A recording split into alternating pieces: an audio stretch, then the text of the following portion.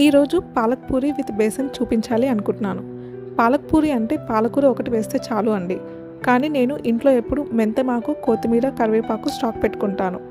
కరివేపాకు, కొత్తిమీర తాలింపులో వేయను. ఓన్లీ ఇలా మిక్సీ చేసి పిల్లలు తెలియకుండా తినే వాటిలో వేస్తాను.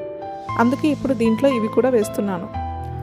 అయితే ముందుగా గోధుమ పిండిలో కొద్దిగా నువ్వులు, జీరా, సాల్ట్ వేసుకొని బాగా కలుపుకొని ఈ మిక్సీ చేసిన పాలక్ని వేసి బాగా తడిపి పెట్టుకున్నాను. ఇంకో పక్కన బేసన్కి ప్రిపేర్ చేస్తున్నాను. బేసన్ కోసం ముందే ఒక బౌల్లో శనగపిండి, కొద్దిగా వాటర్ వేసి కలిపి పెట్టుకున్నాను.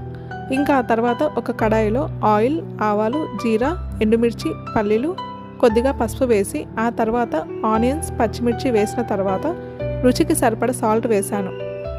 ఆనియన్ కొంచెం వేగాక టమాటా వేసి మూత పెట్టి మగ్గించాను. ఆ తర్వాత కొన్ని వాటర్ వేసి ఆ వాటర్ బాయిల్ అవుతుంటే అప్పుడు ముందుగా నానబెట్టుకున్న శనగపిండిని వేసుకున్నాను. ఇంకా మూత పెట్టి స్లోగా ఒక పక్కన అది కుక్ అవుతుంటే ఇంకో పక్కన పూరీలు చేస్తున్నాను. పిల్లలు కూడా షేప్స్ చేస్తామని జాయిన్ అయ్యారు. పూరి చిన్నగా రౌండ్ షేప్ రావడానికి చిన్న బౌల్తో షేప్స్ చేస్తాను.